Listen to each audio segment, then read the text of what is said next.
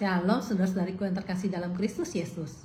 Ada sebuah cerita tentang seorang pria yang digigit oleh anjing. Dia pergi ke dokter untuk tes rabies. Sambil menunggu hasil tes, dia terlihat sibuk menulis-nulis sesuatu. Ketika dokter mendekat, dokter itu bilang, "Pak, saya rasa masalah Bapak tidak terlalu serius, nggak perlu sampai membuat surat wasiat." Namun pria itu menjawab, "Saya bukan sedang membuat surat wasiat, Dok. Saya sedang membuat daftar orang siapa aja yang saya mau gigit." Lucu bukan? Namun jika kita renungkan, sikap itu mencerminkan kecenderungan manusia. Ketika keadaan tidak sesuai keinginan, kita mengutamakan kehendak sendiri. Bukannya mencari jalan yang terbaik, pria ini malah ingin membuat orang lain ikut menderita.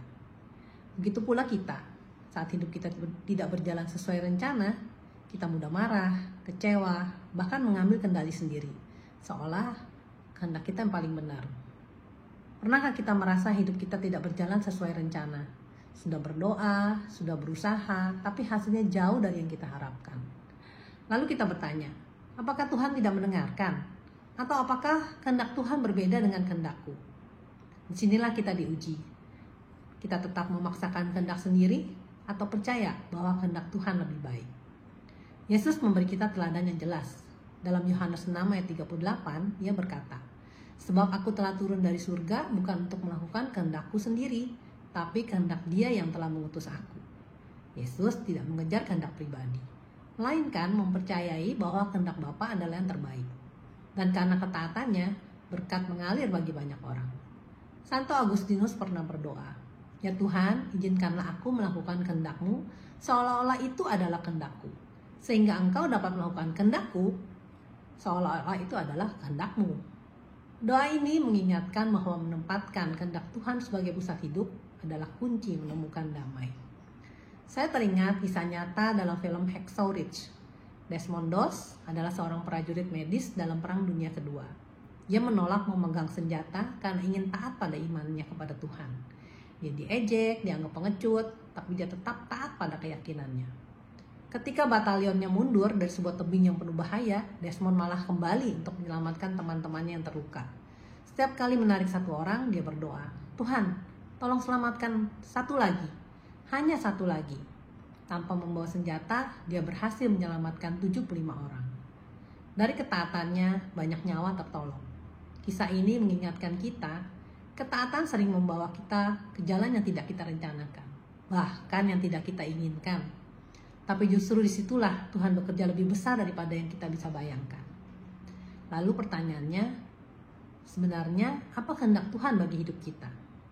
Yesus menjelaskan dengan sangat jelas dalam Yohanes 6 ayat 40. "Sebab inilah kehendak Bapakku, yaitu setiap orang yang melihat Anak dan yang percaya kepadanya beroleh hidup yang kekal." Kehendak terdalam Bapa adalah keselamatan kita. Tuhan tidak rela melihat kita terpisah daripadanya. Itu sebabnya Dia berusaha dengan segala macam cara agar kita bisa kembali kepadanya. Namun kadang ketika kehendak Tuhan berbeda dengan kehendak kita sering merasa ditolak. Namun Yesus berkata dalam Yohanes 6 ayat 37, "Barang siapa datang kepadaku, aku tidak akan menolak dia."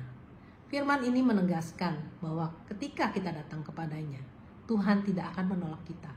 Perbedaan rencana bukan tanda Tuhan meninggalkan kita, melainkan caranya menuntun kita pada yang terbaik.